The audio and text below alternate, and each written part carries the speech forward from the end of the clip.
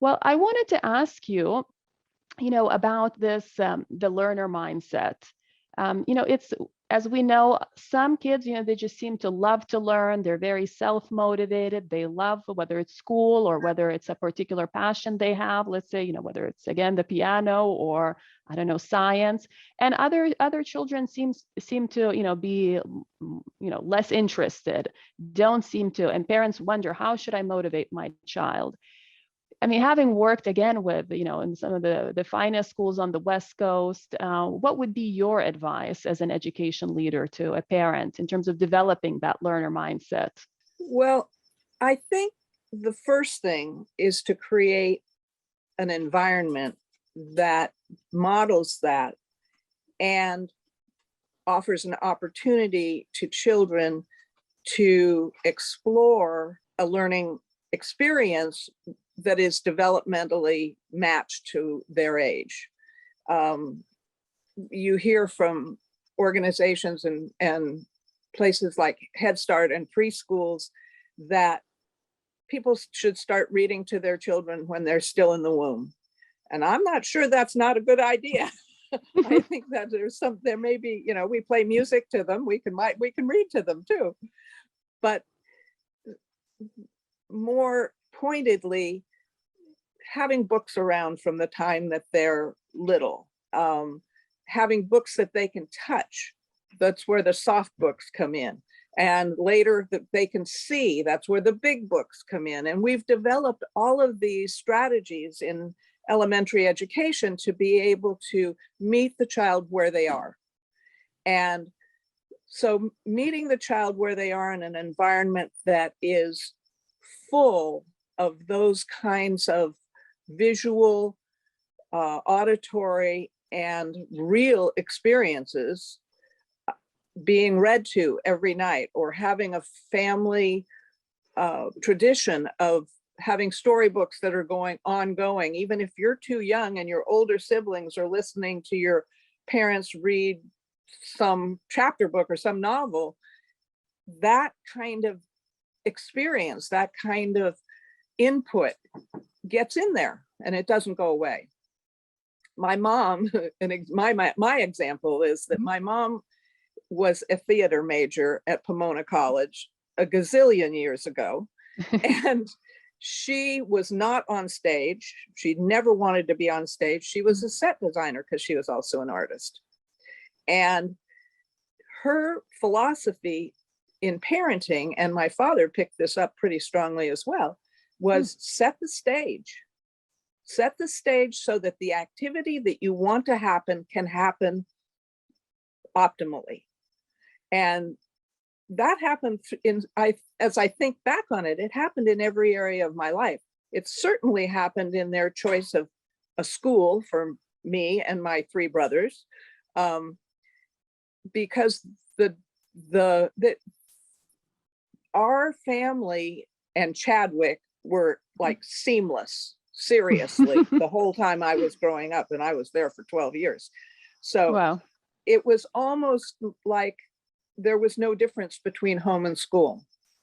And I think that has become, I think that was the influence of the neighborhood school for a lot of people in the public school system. I think it's been the influence for homeschooling in many ways, and enrichment, online enrichment classes that kids gravitate toward.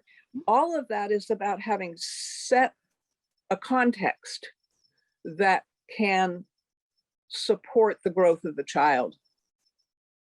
So are you saying essentially it's, the learning environment has to become like home to the children? Is that what you're saying? Yes. Yeah.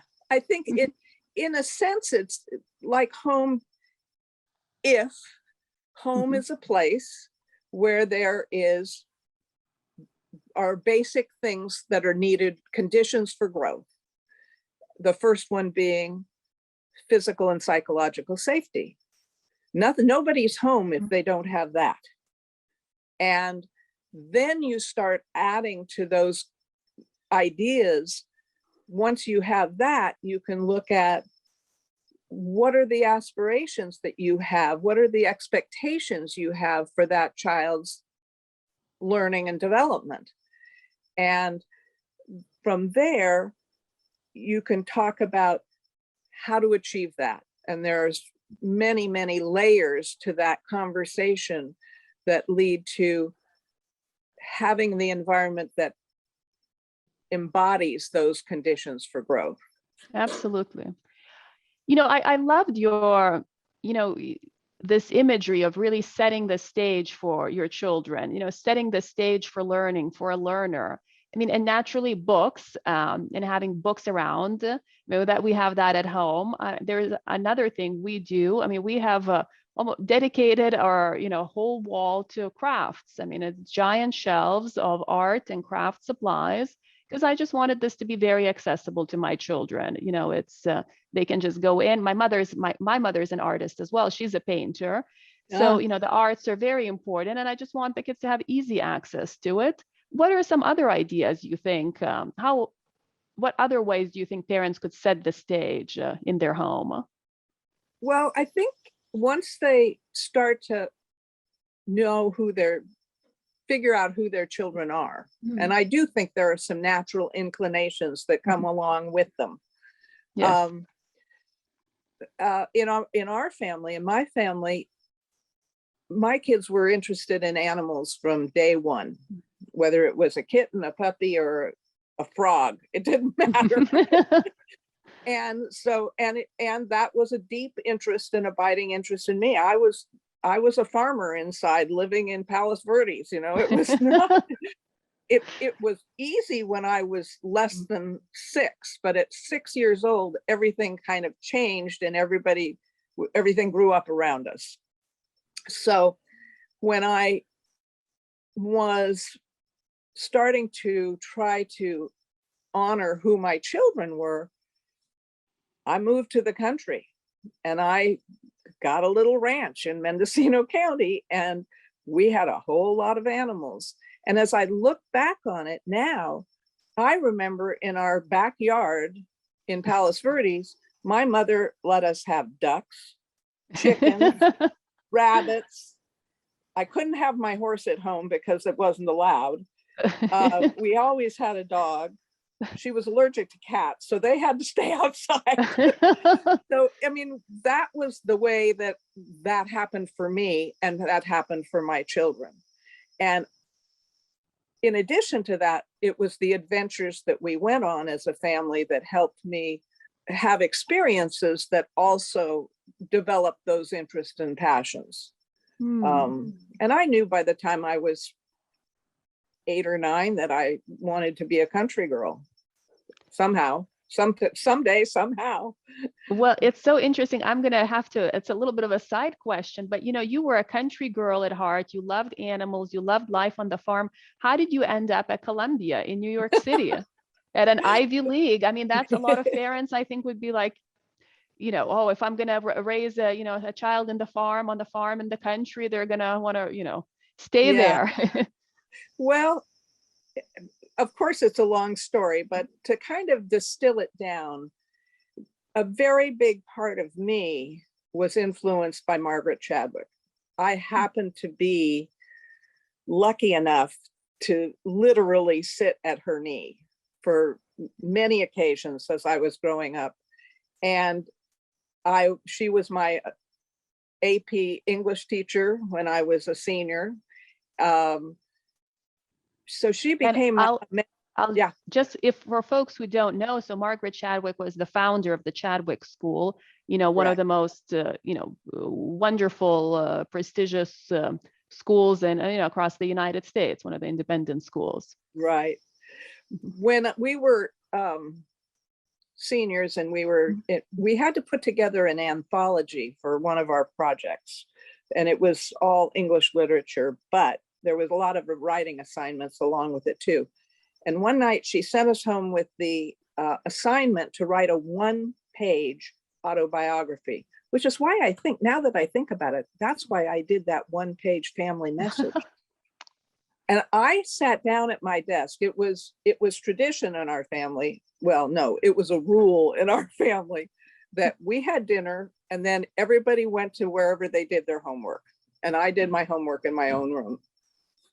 At about 7:15 at night, we would start that process. And I sat down at my desk and I said, how can I possibly do this? And I had an experience for the first time, and I've had it many times since, of having something just kind of come through me and out my hand. And what I remember about that one-page autobiography was talking about knowing when I was very young that someday I had to give back the love that was given to me by the teachers and people who cared for me in my school. And Incredible. that's the stuff that doesn't go away. It drives you. I wanted to come, my brother went to Yale. I wanted to go to Yale, but they didn't accept women yet. And I was furious. But anyway, I ended up at Columbia at Teachers College for my master's degree, and it couldn't have been a better fit for me. I loved being in New York. It was the late 60s. It was a wonderful time to be in New York.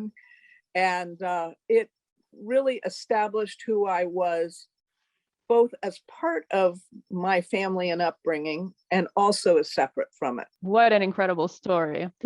And I think there's a lot of gold nuggets in there for parents.